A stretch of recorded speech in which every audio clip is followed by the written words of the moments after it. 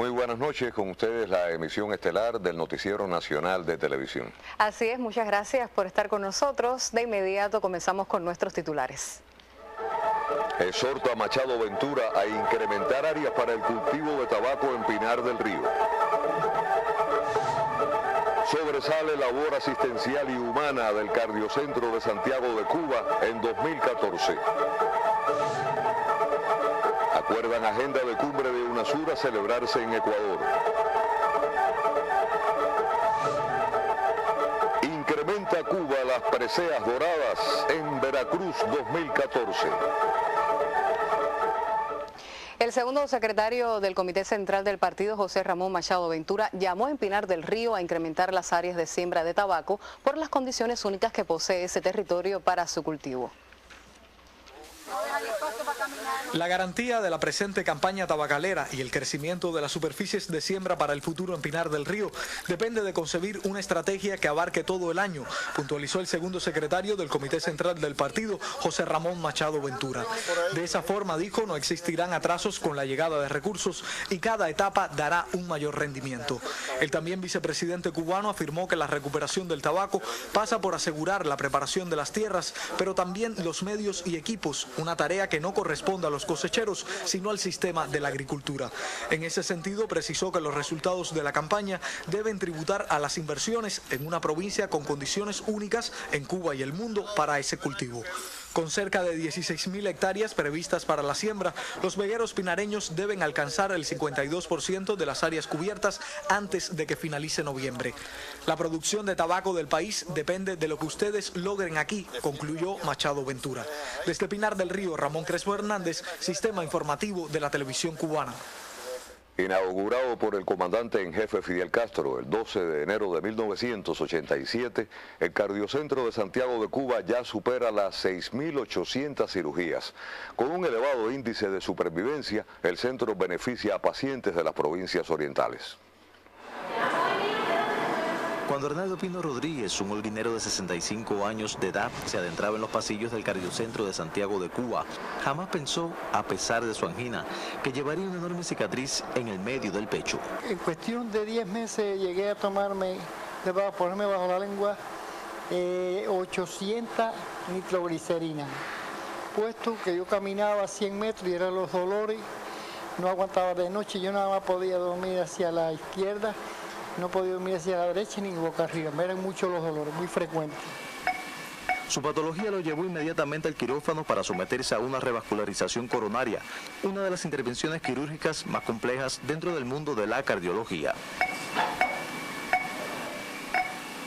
He comprobado después de la operación que desde que me dijeron que puedo dormir a cualquier forma, a pesar de que tengo los puntos todavía, lo he hecho, duermo mucho así boca arriba. Y sin embargo no me siento los dolores ya, me siento muy bien.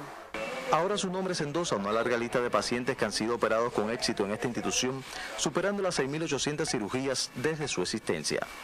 Cardiópatas de las 6 provincias orientales de Cuba encuentran aquí una solución positiva a sus problemas del corazón.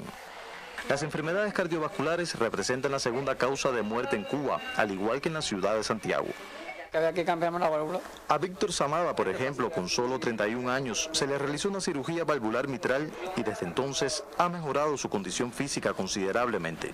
Llevo seguido operado, me siento bastante bien. Entre las infecciones valvulares, aneurismas de la aorta, patologías congénitas, trombosis y disfunciones coronarias, se computan las cirugías consumadas en el 2014.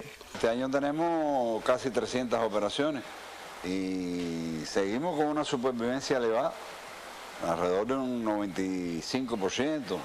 A pesar de las marcas que llevan hoy en su pecho, personas como Arnaldo Pino y Víctor Samada le deben mucho al conocimiento científico, a la seriedad profesional y al proceder afable en este cardiocentro. Tú sabes, a cuidarse como gallo fino.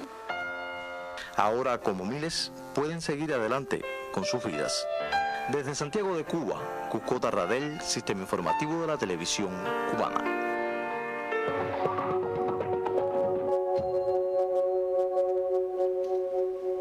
Del panorama internacional, el presidente de la Universidad estadounidense de Baltimore, Kurt Schmuck, sugirió que la delegación del estado de Maryland al Congreso norteamericano tiene la posibilidad de abrir las puertas de la cárcel para los 3 héroes cubanos y el excontratista de USAID, Alan Gross. En un artículo publicado por el diario The Baltimore Sun, el abogado ex alcalde y fiscal de Baltimore considera que el encarcelamiento de los 3 héroes cubanos y de Gross es uno de los principales obstáculos en las relaciones Estados Unidos-Cuba. En un intento por avanzar en la normalización de esos vínculos, Schmuck aseguró que la delegación de su estado al Congreso puede solicitar directamente al presidente Barack Obama la conmutación de las sentencias de Gerardo, Ramón y Antonio. Ese acto, según el catedrático, conduciría inevitablemente a la liberación por La Habana del ciudadano de Maryland, Alan Gross, y permitiría a ambos países iniciar una nueva etapa con vistas a la normalización de las relaciones. Otras noticias marcan esta jornada de sábado en el panorama internacional. Entre ellas sobresale la conformación de la agenda de la UNASUR para la próxima cumbre del bloque. Precisamente el encuentro se desarrollará en la capital ecuatoriana de Quito y debatirá asuntos de suma importancia para la región suramericana. Tenemos a Luis Miguel Cabrera con nosotros. Muy buenas noches. ¿Cuáles son esas iniciativas, Luis Miguel, para debatir? Buenas noches, Mara. Buenas noches, Nápoles. Efectivamente, en la agenda del evento sobresale la creación de un banco de precios de medicamentos, un tratado energético, la ciudadanía suramericana y un proyecto de infraestructura muy importante para Latinoamérica. Según el secretario general de la UNASUR, Ernesto Samper, en la cumbre se debatirá la adopción de un pasaporte que permita viajar libremente a los ciudadanos del bloque por los 12 países miembros. Además, acordarán crear un centro para discutir controversias y conformar las doctrinas de paz y seguridad de la región. A esto también se suma la posible creación de la Escuela Suramericana de Defensa y la incorporación de los ejes de medio ambiente e inclusión social en la visión estratégica de la UNASUR. Seguimos con más temas. La lucha contra el ébola en África Occidental empieza a dar resultados. Mientras el médico cubano Félix Báez, infectado con ese virus, continúa estable. Veamos. En conversación telefónica sostenida con su familia este viernes, el colaborador manifestó optimismo y dijo sentirse muy bien atendido por el personal del Centro de Salud Suizo donde se encuentra. Fuentes hospitalarias dieron a conocer la víspera que se planea reforzar el actual tratamiento con un medicamento antiviral de amplio espectro. Mientras, la Organización Mundial de la Salud dio a conocer que la epidemia del ébola se ha estabilizado en Guinea, donde todavía existen casos en el suroeste del país, pero mejora en otras prefecturas. En tanto, personal del Servicio Nacional de Salud británico viaja hoy a Sierra Leona para combatir el mortal virus. Se trata del primer grupo de voluntarios que trabajarán directamente con los infectados. Rafael Pérez Oquendo, desde la redacción internacional. Seguimos en la zona. 28 pasajeros de un autobús fueron ejecutados este sábado en Mandera, al noroeste de Kenia, por islamistas somalíes del grupo Al-Shabaab. Esto como venganza por el cierre de 4 mezquitas en Mombasa, segunda ciudad en importancia de ese país. El jefe de la policía del departamento de Mandera dijo que las víctimas fueron identificadas como no musulmanes y que los asaltantes huyeron hacia Somalia. Las fuerzas de seguridad kenianas siguen buscando a algunos de los pasajeros que permanecen desaparecidos. Desde 2011, Kenia ha sufrido varios ataques de este grupo, en especial en las regiones cercanas a la frontera somalí. En tanto, en Europa, la 60ª Asamblea Parlamentaria de la OTAN comenzó hoy en La Haya. La agenda abordará cuestiones de seguridad referentes a las tensiones con Rusia y también la crisis en Ucrania. Moscú acusó este sábado a Occidente de buscar un cambio de régimen en Rusia mediante las sanciones que le ha impuesto por su rol en la crisis ucraniana. El ministro ruso de Relaciones Exteriores, Sergei Lavrov, aseguró que Occidente busca sin ambigüedad un cambio de régimen en Rusia. Por su parte, el vicepresidente estadounidense Joe Biden, de visita en Kiev este viernes, prometió que Rusia pagaría cara su agresión en Ucrania. Biden visitó la capital ucraniana por el primer aniversario de la revuelta pro-occidental. Daisy Gómez, Redacción Internacional. Y con esta información marcamos el final del segmento internacional del Estelar Sabatino. Pero hay más informaciones, siga con nosotros. Muchísimas gracias, Luis Miguel. Así es, continuamos con la actualidad nacional. La Unión Eléctrica adquirió modernos metros contadores que ya se instalan en el país con el propósito de evitar el fraude y ser más precisos en la lectura. Estos pueden ser leídos a distancia sin tener que entrar a la vivienda de los clientes. Entre las acciones que se ejecutan en el país para evitar el fraude al sistema eléctrico está la instalación de modernos métodos contadores electrónicos que eliminan la posibilidad de errores en la medición. Los nuevos equipos de procedencia china cuentan con un dispositivo que permiten al operario hacer una lectura a distancia del contador. La medición es 100% exacta, no hay problema de que haya error de lectura, no hay alteraciones, son 100% seguros. Y hasta ahora todos han sido buenos. No necesariamente tienen que estar viendo el metro contador. Ellos desde afuera se conectan, el radio infrarrojo conecta con el metro, ellos se dan cuenta que está conectado con el metro que quieren y bajan la lectura de ese metro. Cada mes se detectan en el país más de 3.000 casos de robo de corriente eléctrica proveniente del sector residencial y cuentapropista y unos 100 por parte de entidades estatales. En el caso del sector residencial se aplica el decreto de ley 260. Que contrae una multa de 300 a 1.500 pesos. Y se le suma a eso el cobro de la energía dejada de facturar en el periodo de tiempo establecido. En el sector estatal se le aplica el cálculo de energía retroactiva y se denuncia a las entidades competentes. El fraude de electricidad provoca pérdidas anuales al país por el orden de los $2 millones. Entre los principales modos de cometer el delito está la manipulación del metro contador y el contubernio del cliente con el lector cobrador. En caso de un funcionario nuestro que esté involucrado en un hecho de este tipo, se expulsa de la entidad y si hay algún hecho de corrupción se pone en función de los tribunales. En ocasiones los clientes se quejan porque la factura que les llega es superior a lo que creen haber consumido. En esos casos hay reclamación. Debe remitirse a la oficina comercial antes de los 10 días del apremio vencido, que es lo que le damos nosotros, 10 días hábiles para el pago de la electricidad. No tiene que pagar si va antes de esos 10 días hábiles. Posterior a esos 10 días hábiles, evidentemente sí tiene que pagar y se hace el periodo de investigación. Sin embargo, estos metros contadores que estamos instalando son muy fiables, no permite prácticamente errores de lectura, es decir, no se permite el error de lectura y además el error técnico es solamente un 0,03% hasta este momento. Estos modernos equipos comenzaron a instalarse por las provincias de Matanzas y La Habana y posteriormente serán incorporando al resto de las provincias del país. Boris Fuentes, Sistema Informativo de la Televisión Cubana.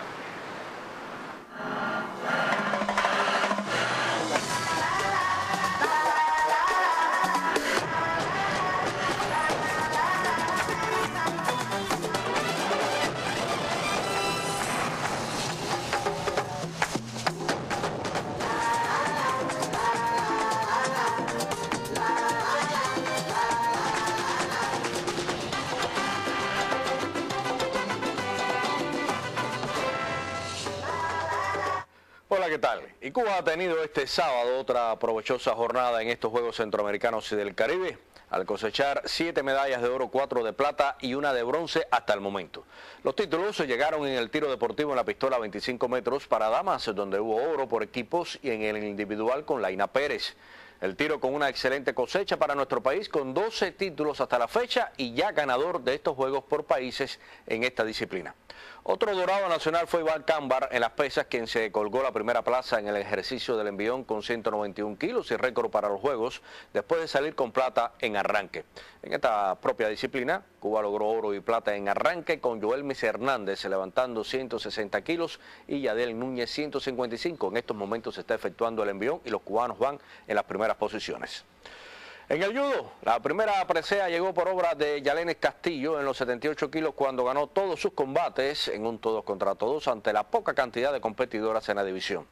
Por su parte, en más de 78, la campeona olímpica Aidales Ortiz venció a Melissa Mojica de Puerto Rico por 2 chidos y en los 100, José Armentero superó por hipón a Sergio García de México. Las derrotas sobrevinieron con Andy Granda en 90 y Oscar Brayson en más de 100. Ambos quedaron en plata.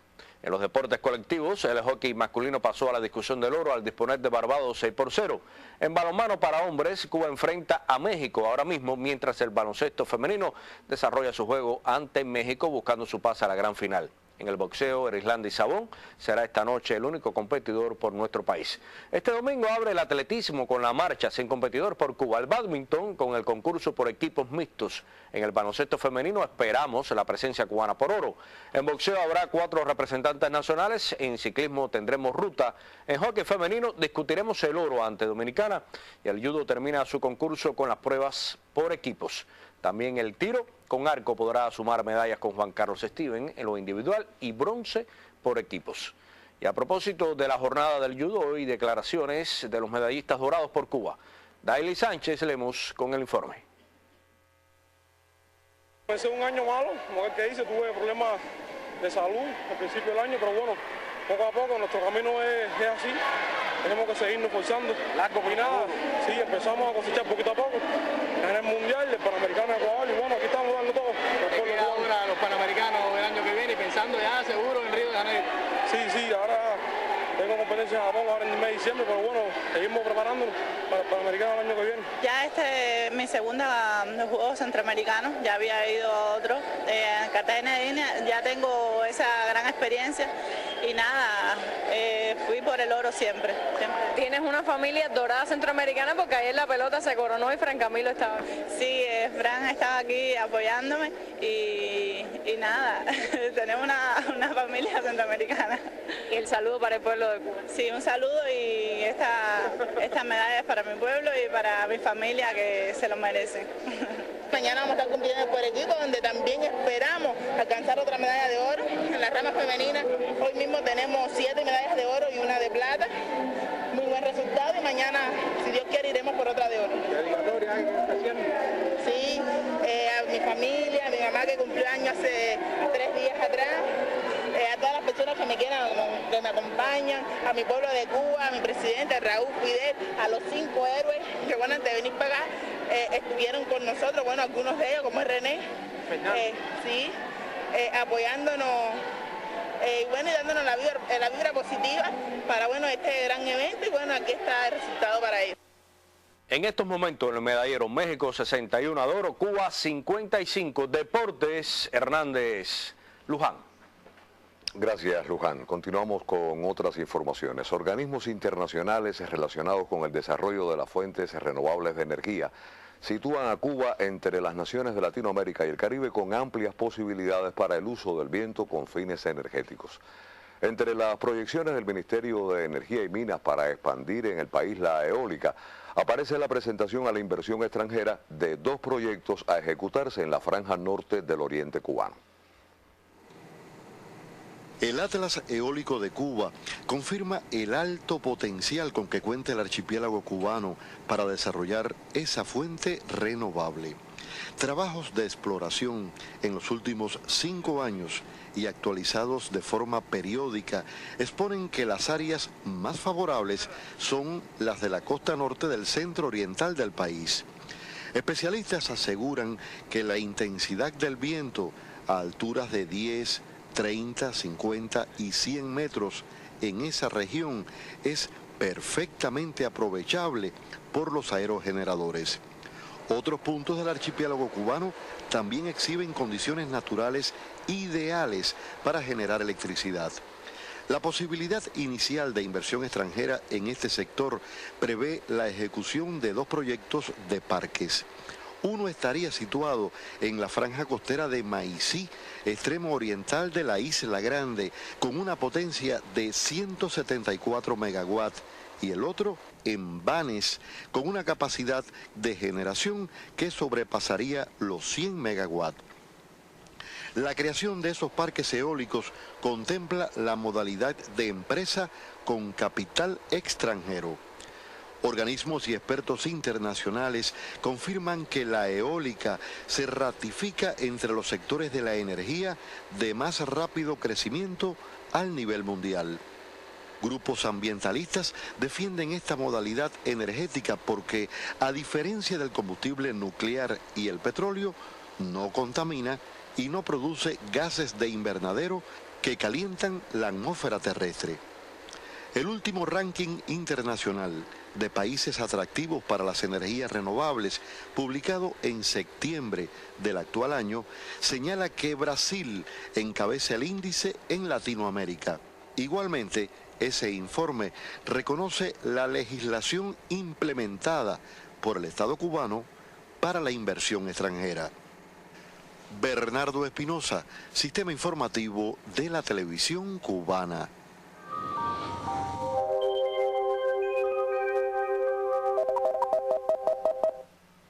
Buenas noches. Observen en el mapa del tiempo el frente que se mantiene casi estacionario sobre el estrecho de la Florida y hemos tenido hoy una actividad de chubascos, lluvias y tormentas eléctricas en horas de la tarde y esto se debe a que Cuba se mantiene en el sector cálido con un flujo del este al sudeste convergente que ha ocasionado la actividad de chubascos, lluvias y tormentas eléctricas en horas de la tarde aquí en la capital y también en aisladas localidades como se puede observar en la imagen de satélite, los nublados relacionados con estas lluvias en el occidente del país y también hacia zonas del interior y sur del resto de nuestro territorio. Y para mañana se mantienen similares las condiciones del tiempo, con baja probabilidad de lluvias, pero sí aisladas lluvias pueden ocurrir en horas de la tarde y estará amaneciendo en la parte occidental con poca nubosidad, temperaturas mínimas en la madrugada de 20 y hasta 22 grados. Por la tarde estará parcialmente nublado con aisladas lluvias y temperaturas máximas de 31 y hasta 30 grados Celsius. Los vientos soplarán del este al sudeste en la parte occidental con velocidades entre 10 y 25 kilómetros por hora. En las provincias de la región central también un amanecer con poca nubosidad, temperaturas mínimas de 20 y hasta 22 grados. Por la tarde estará parcialmente nublado con aisladas lluvias y temperaturas máximas elevadas con valores de 31 grados Celsius. En el oriente del país un amanecer parcialmente nublado y son posibles nublados con chubascos y lluvias hacia zonas de la costa norte. Temperaturas mínimas en la madrugada de 20 y hasta 23 grados. Por la tarde estará nublado en algunas localidades con aisladas lluvias y temperaturas máximas elevadas con valores de 31 y hasta 32 grados Celsius en Granma, Santiago de Cuba y Guantánamo. Y para los próximos 3 días se espera un incremento de la probabilidad de lluvias en la parte occidental de nuestro país por delante de un frente frío que debe llegar al occidente de nuestro territorio el miércoles 26 con numerosos chubascos y lluvias que serán más aislados en el resto del territorio. Las temperaturas extremas se mantendrán elevadas y con poca variación hasta el miércoles con la llegada del frente. Debido a los nublados y las lluvias descenderán las temperaturas máximas. Esto es todo en cuanto al tiempo. Que tengan un feliz día y hasta mañana. El gobierno bolivariano desarrolla un nuevo modelo para la distribución de materiales de construcción. Es una red de grandes almacenes y centros productores de insumos con el fin de abastecer las obras de la Gran Misión Vivienda Venezuela. En nuestro andar por Venezuela llegamos a Ciudad Caribia en el estado Vargas, donde se construyen miles de viviendas para las familias más pobres de esta región montañosa. Muy cerca de aquí, una brigada de 150 cubanos edifica la mayor base de almacenes Construpatria que abastecerá con materiales e insumos a las obras sociales. Aquí estamos en presencia de un campamento Construpatria que cuenta de áreas de almacenamiento de materiales, áreas de servicios como son capacitación y mantenimiento para el equipamiento del sistema Construpatria y áreas de producción como son carpintería, herrería y una planta de mallas electrosoldadas donde se producen materiales y elementos constructivos que dan respuesta a las necesidades de este programa de la vivienda. La primera tarea de esta base es garantizar que el plan del presidente Chávez de construir las viviendas, de construir Ciudad Caribe para el 2019 se cumple. Esta base logística Construpatria, adscrita como todas a PDVSA Industrial, tiene un área de almacenamiento a cielo abierto de unos 7.000 metros cuadrados, donde se ubicarán bloques, ladrillos y acero, y más de 9.000 metros cuadrados bajo techo, utilizando la altura en estos estantes para resguardar la cerámica, el cemento y los herrajes, materiales no solo para abastecer Caribia, sino las construcciones en Vargas, Caracas y Miranda. Esa es la idea, almacenar aquí todo tipo de material, todo lo que lleva una construcción de logística y sea de paso que esté bien resguardado y a precios módicos. Debido al gran plan de viviendas que tiene Venezuela, es imposible sin estos lugares donde tengan almacenados los productos y garantizarlo con un precio adecuado que se pueda construir tanta vivienda. Las obras de Misión Vivienda tendrán más cerca los materiales, abastecerán a todas las obras de Misión Vivienda que hay en Venezuela y y se harán más rápido las casas. Bases de almacenamiento logístico Construpatria como esta de Ciudad Caribia se pretenden construir en otras regiones de Venezuela con el único fin de seguir extendiendo así la gran misión vivienda. Desde el estado Vargas reportamos Marisol Blanco, Miguel Román y Wilmer Rodríguez Fernández, Sistema Informativo de la Televisión Cubana. Este viernes la Sala Teatro del Museo Nacional de Bellas Artes acogió la presentación de los músicos brasileños Ben Gil y Jorge Mauner. El concierto forma parte del proyecto Marcas de la Memoria. Mauner no solo es un artista brasileño que ha unido su vida a la música tradicional de San Salvador de Bahía, rearmando los sonidos de la bossa nova y el fado portugués. No solo es uno de los precursores del tropicalismo, movimiento renovador que sentó precedentes en el panorama musical de los 60. Es, ante todo, un activista social. Por eso llegó a La Habana junto al músico Ben Gil como parte del proyecto Marcas de la Memoria, una iniciativa organizada por el Ministerio de Justicia de Brasil y la Comisión de Amnistía, con el fin de recuperar y hacer visibles testimonios silenciados durante la dictadura militar que aquejó a ese país entre 1964 y 1985. El escritor y compositor brasileño nació poco después de que sus padres llegaran a Brasil, escapando del Holocausto durante la Segunda Guerra Mundial, una huella que ha dejado plasmada en un libro autobiográfico y que a su vez se ha retomado en un audiovisual que discursa sobre los poderes que laceran la dignidad humana. La presentación de este viernes, donde ofreció un recorrido por su obra creativa, es solo una de las acciones que forman parte de Marcas de la Memoria. Documentales y presentaciones confluirán en un proyecto que revisa una de las zonas más dolorosas de la historia latinoamericana con el fin de no volver a repetirla. Jenis Laura Prieto, Sistema Informativo de la Televisión Cubana. Y un amplio proceso constructivo rescata las plazas y parques de la ciudad de Holguín. El periodista Jordanis Rodríguez Laurencio nos propone el siguiente reportaje.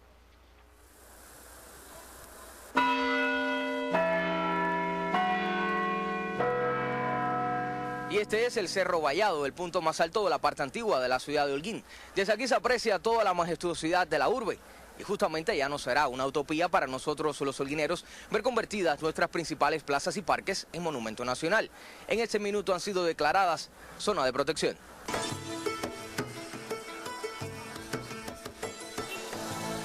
Esta ciudad, fundada entre los ríos Fernando, Isabel, actuales Sigua y Marañón, tiene sus orígenes en 1545, cuando en los terrenos del valle denominado entonces Cayo Llano, se entrega un hato al capitán García Holguín, de quien adquiere su nombre. El 1 de febrero de 1751, por Real Cédula de Creación, recibió el título de ciudad, que se proclama en acto público el 18 de enero de 1752. La Comisión Nacional de Monumentos declaró zona de protección al sistema de plaza de la ciudad de Holguín. Es muy importante lo del sistema de plaza porque es lo que le da nombre a Holguín como la ciudad de los parques. O sea, en línea entre la calle Libertad y Maceo hay 12 plazas o parques. Y esto es un paso muy importante, pero a la vez exhortándonos a que hagamos todo un trabajo, los holguineros, con sentido de pertenencia, con amor propio, para recuperar todo el entorno de los parques, o sea, todas las edificaciones en cuanto a su valor auténtico, en cuanto a su valor patrimonial, etcétera. Y eso es lo que ahora se está haciendo en la provincia con el concurso de todos los organismos de la ciudad. Y a pesar de que se ha hecho un gran esfuerzo, todavía hay cosas que pueden ser mejores, porque la capacidad del hombre para hacerlo mejor siempre es infinita. Aunque no alcancemos ese objetivo, pero podemos hacerlo cada día mejor.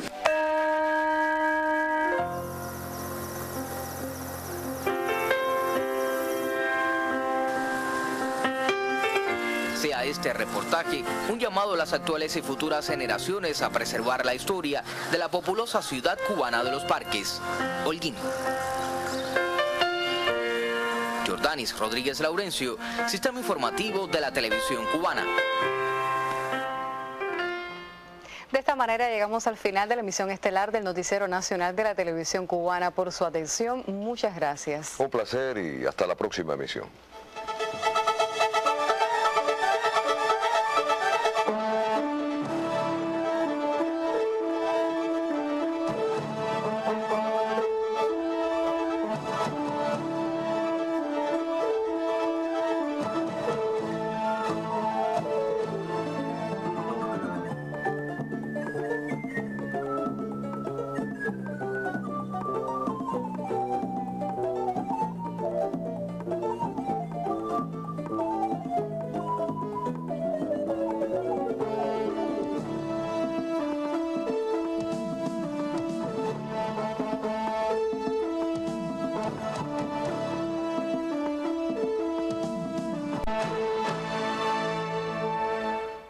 noches, con ustedes la emisión estelar del Noticiero Nacional de Televisión. Así es, muchas gracias por estar con nosotros. De inmediato comenzamos con nuestros titulares. Exhorta a Machado Ventura a incrementar áreas para el cultivo de tabaco en Pinar del Río. Sobresale labor asistencial y humana del Cardiocentro de Santiago de Cuba en 2014. Acuerdan agenda de cumbre de UNASUR a celebrarse en Ecuador. Incrementa Cuba las preseas doradas en Veracruz 2014. El segundo secretario del Comité Central del Partido, José Ramón Machado Ventura, llamó en Pinar del Río a incrementar las áreas de siembra de tabaco por las condiciones únicas que posee ese territorio para su cultivo. La garantía de la presente campaña tabacalera y el crecimiento de las superficies de siembra para el futuro en Pinar del Río depende de concebir una estrategia que abarque todo el año, puntualizó el segundo secretario del Comité Central del Partido, José Ramón Machado Ventura. De esa forma, dijo, no existirán atrasos con la llegada de recursos y cada etapa dará un mayor rendimiento. El también vicepresidente cubano afirmó que la recuperación del tabaco pasa por asegurar la preparación de las tierras, pero también los medios y equipos, una tarea que no corresponde a los cosecheros, sino al sistema de la agricultura. En ese sentido, precisó que los resultados de la campaña deben tributar a las inversiones en una provincia con condiciones únicas en Cuba y el mundo para ese cultivo. Con cerca de 16.000 hectáreas previstas para la siembra, los vegueros pinareños deben alcanzar el 52% de las áreas cubiertas antes de que finalice noviembre. La producción de tabaco del país depende de lo que ustedes logren aquí, concluyó Machado Ventura. Desde Pinar del Río, Ramón Crespo Hernández, Sistema Informativo de la Televisión Cubana. Inaugurado por el comandante en jefe Fidel Castro el 12 de enero de 1987, el Cardiocentro de Santiago de Cuba ya supera las 6.800 cirugías. Con un elevado índice de supervivencia, el centro beneficia a pacientes de las provincias orientales.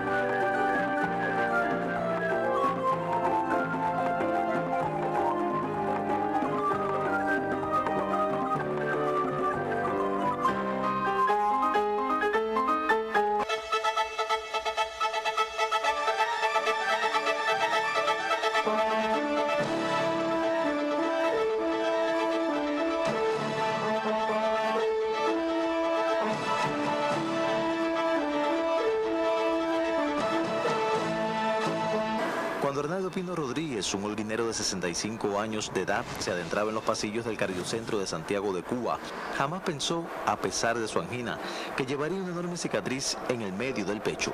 En cuestión de 10 meses llegué a ponerme bajo la lengua 800 nitroglicerina, puesto que yo caminaba 100 metros y eran los dolores, no aguantaba de noche, yo nada más podía dormir hacia la izquierda, no podía dormir hacia la derecha ni boca arriba, me eran muchos los dolores, muy frecuentes.